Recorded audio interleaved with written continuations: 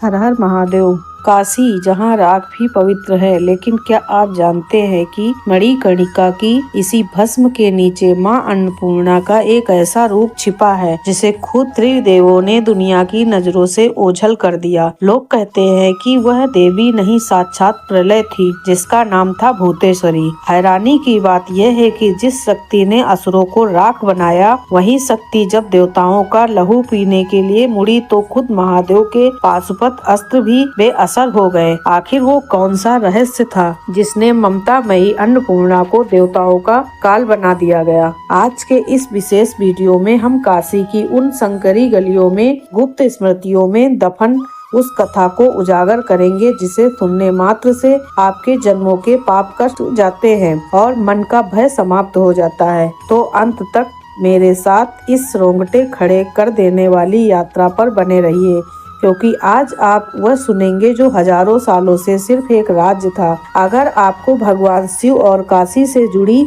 ऐसी रहस्यमयी कथाएं पसंद आती हैं तो अभी वीडियो को लाइक करें और सभी भक्त कमेंट में हर हर महादेव लिखकर अपनी भक्ति प्रकट करें। हर हर महादेव। दोस्तों, कहते हैं इस कथा का जन्म उस समय हुआ जहां पूरी पृथ्वी असुरों के आतंक से धर्रा रही थी। हर दिशा में अंधकार था। दैत्य राजाओं की सेना इतनी विशाल थी कि देवताओं की शक्तियां भी उनके सामने कमजोर पड़ने लगी थी। स्वर्गलोक पर आक्रमण, पृथ्वी पर अत्याचार और पाताल से उठती विनाश की लहर देवता हारने लगे थे। देवराज इंद्र के वज्र भी निष्प्रभावी हो चुके थे। विष्णु के अस्त्र भी थम चुके थे। ब्रह्मा की सृष्टि कांपने लगी थी और तब सभी देवता एक साथ पहुँचे कैलाश। प्रभु, अब केवल आप ही हमारी रक्षा कर सकते हैं। महादेव शांत बैठे थे। उनकी आंखें बंद थी, लेकिन ब्रह्मांड का हर कंपन उनकी चेतना में गूंज रहा था। जब कोई मार्ग नहीं बचा, तब शिव ने आह्वान किया उस शक्ति का जो सृष्टि की मूल ऊर्जा थी, आदि शक्ति। लेकिन इस बार जो प्रकट होने वाली थी वो माँ अन्नपूर्णा का करुणामय रूप नहीं था, वो था संहार का रूप। एक ऐसा रूप जिसे स्वयं त्रिदेव भी पूरी तरह नहीं समझ पाए थे। और फिर काशी के आकाश में अचानक अमावस्या से भी घना अंधकार छा गया। हवा भारी हो गई, गंगा की लहरें थम गईं और मणिकर्णिका घाट की अग्नि अचानक भड़क उठी। उसे कुछ ऐसा प्रकट होने लगा था जो आने वाले क्षणों में पूरी सृष्टि को हिला देने वाला था। और यहीं से शुरू हुआ देवी के उस गुप्त स्वरूप का जागरण, जिनका नाम था भूतेश्वरी। लेकिन जब देवी प्रकट हुई तो उनका स्वरूप देखकर स्वयं देवताओं की सांसें रुक गईं, क्योंकि वह देवी नहीं, साक्षात प्रलय जैसी दिख रही थी। और अगले ही क्षण काशी में शुरू हुआ ऐसा संहार जिसकी कल्पना भी किसी ने नहीं की थी। काशी के आकाश में गहरा अंधकार छा चुका था। गंगा का जल असामान्य रूप से शांत हो गया था, मानो प्रकृति खुद आने वाले दृश्य को देखकर स्तब्ध हो गई। और तभी शमशान की भस्म के बीच एक विराट छाया उठने लगी। वह थी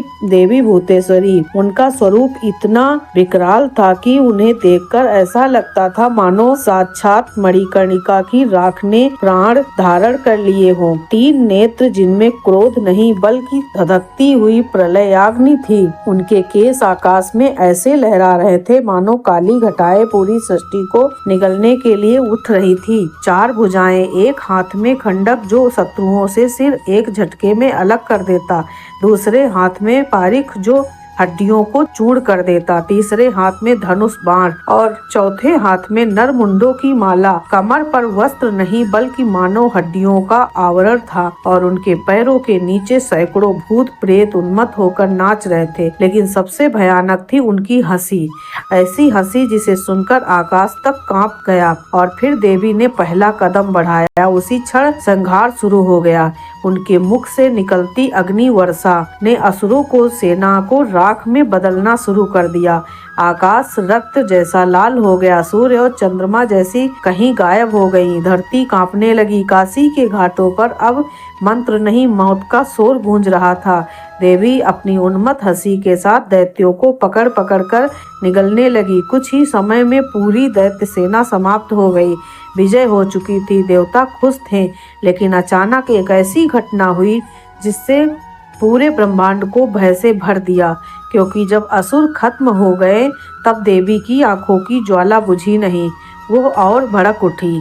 अब उनके सामने कोई दैत्य नहीं था और तभी उनकी सृष्टि मुड़ी देवताओं की और अगले ही पल देवी भूतेश्वरी ने स्वयं देवताओं का संहार शुरू कर दिया। इंद्र, अग्नि, वरुण सब भागने लगे। त्रिलोक कांप उठा क्योंकि अब यह युद्ध असुरों से नहीं स्वयं देवी से था। और जब किसी को कोई उपाय नहीं सूझा तब देवता दौड़े हुए पहुँचे महादेव की शरण में। लेकिन तब तक काशी में जो हो रहा था वो प्रलय की शुरुआत बन चुका था और महादेव को लेना पड़ा एक ऐसा निर्णय जो पूरे ब्रह्मांड की नियति बदलने वाला था। देवताओं के चेहरे पर भय साफ दिखाई दे रहा था। देवराज इंद्र लगभग कांपते हुए बोले, प्रभु अनर्थ हो गया है, आपकी ही शक्ति अब नियंत्रित हो चुकी है। देवी भूतेश्वरी अब देवताओं को ही अपना ग्रास बना रही हैं। कैलाश पर एक पल के लिए गहरा मौन छा गया। महादेव ने धीरे से अपनी आंखें खोली। उनकी सृष्टि गंभीर थी लेकिन उनमें भय नहीं था। उन्होंने शांत स्वर में कहा, यदि इस शक्ति का सृजन मैंने किया तो उसे शांत करने का उपाय भी मुझे ही करना होगा। उधर काशी मणिकर्णिका घाट अब एक भयानक युद्ध भूमि बन चुका था। शमशान की भस्म में लिपटी देवी भूतेश्वरी उन्मत्त होकर तांडव कर रही थी। ऐसे लग रहा था मानो सृष्टि अंतिम सांसें ले रही हो। तभी महादेव वहां प्रकट हुए लेकिन उन्होंने युद्ध का मार्ग नहीं चुना,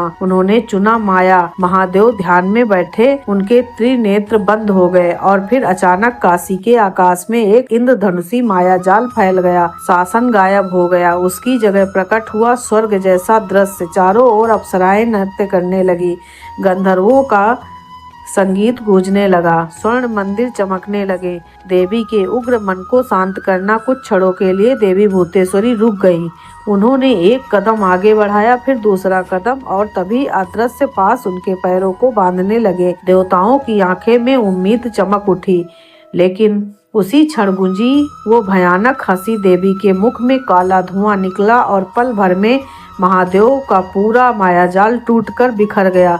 स्वर्ग का भ्रम राख बन गया, चीखों में बदल गया संगीत। महादेव पहली बार गंभीर हुए। उन्होंने धीरे से कहा, यह शक्ति अब मेरे नियंत्रण से भी परे जा चुकी है। लेकिन शिव अभी हार मानने वाले नहीं थे। अब समय था उनके दूसरे और सबसे भयंकर अस्त्र का, पाशुपत ज्योति।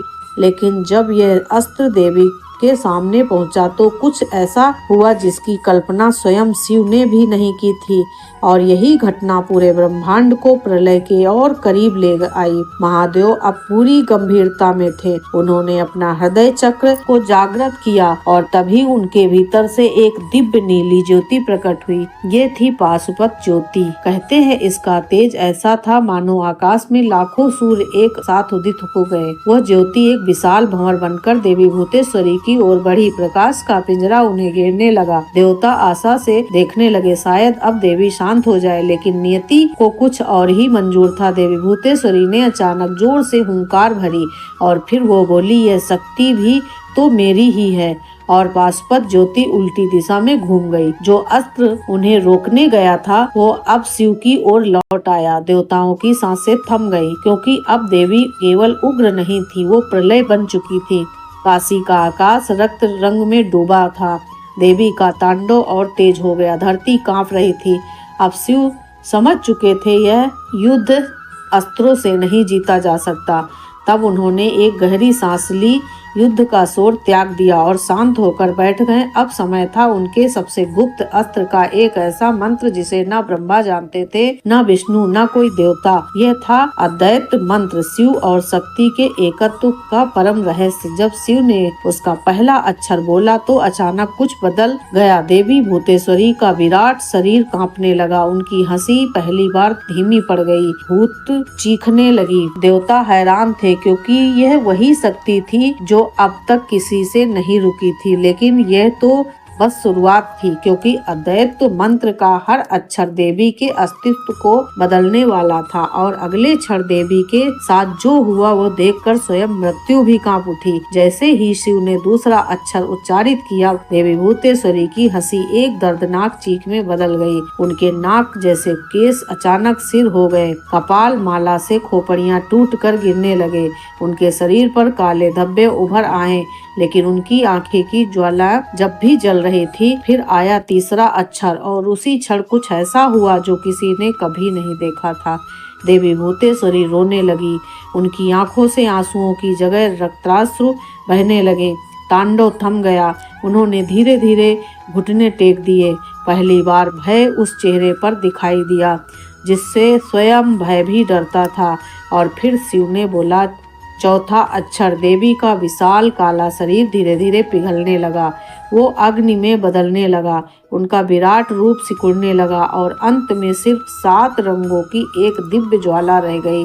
अब पूरा ब्रह्मांड शांत था।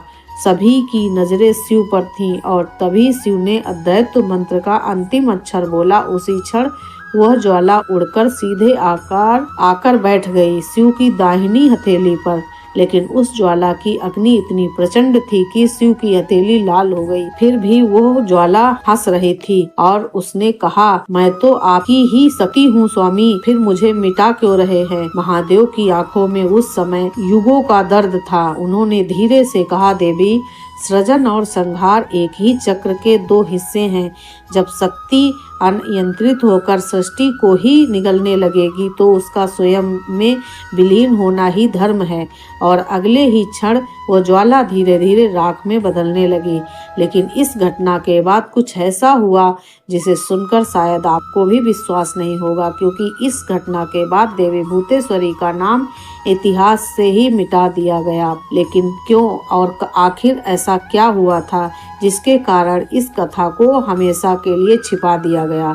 दोस्तों, क्या आप जानते हैं कि काशी में आज भी कुछ ऐसे स्थान हैं जहां जाने से लोग कतराते हैं? क्या उनका संबंध इसी गुप्त शक्ति से है? अपनी राय हमें कमेंट में दें। जब वो ज्वाला शिव की हथेली पर राख बनकर विलीन हुई, तभी धीरे धीरे आकाश का रंग बदलने लगा। लालिमा गायब हो गई। गंगा की धारा फिर शांत बहने लगी। रक्त की नदियां सूख गईं। मणिकर्णिका घाट पर फिर वही शमशान का सन्नाटा लौट आया। काशी में फिर से शांति आ गई। देवता राहत की सांस लेने लगे। लेकिन इस घटना की कीमत बहुत भारी थी, क्योंकि उस अनियंत्रित शक्ति को रोकने के लिए महादेव को अपनी एक कल्प जितनी तपस्या की शक्ति त्यागनी पड़ी। ये बलिदान इतना बड़ा था कि देवताओं ने एक निर्णय लिया। उन्होंने तय किया कि देवी भूतेश्वरी का नाम इतिहास से मिटा दिया जाएगा, ताकि भविष्य में कोई साधक अनजाने में भी इस प्रलयकाली शक्ति का आवाहन न कर बैठे। और यही कारण है कि आज इस देवी का उल्लेख ना तो किसी बड़े ग्रंथ में मिलता है और ना ही किसी मंदिर में। कहते हैं यह कथा आज भी केवल काशी की कुछ सकरी गलियों में कुछ गुप्त पंडितों की स्मृतियों में जिंदा है। वो इसे खुलकर नहीं बताते, क्योंकि उनका मानना है कुछ शक्तियाँ ऐसी होती हैं जिनका ज्ञान भी सावधानी से दिया जाना चाहिए। और शायद यही वजह है कि माँ अन्नपूर्णा के इस भयंकर स्वरूप का रहस्य सदियों तक छिपा रहा। लेकिन सवाल अब भी बाकी है, क्या सच में देवी भूतेश्वरी का अस्तित्व पूरी तरह समाप्त हो गया था? फिर वो शक्ति आज भी कहीं सृष्टि के संतुलन में छिपी हुई है? क्योंकि शिव और शक्ति का रहस्य कभी पूरी तरह समाप्त नहीं होता। काशी के इस छिपे हुए दिव्य रहस्य को अपने मित्रों और परिवार के साथ शेयर करें, ताकि यह पौराणिक सत्य लुप्त न हो जाए। और सनातन धर्म की ऐसे ही अनसुनी और प्रेरणादायक कथाओं के लिए चैनल को सब्सक्राइब करके इस आध्यात्मिक यात्रा का हिस्सा बने। हर हर महादेव।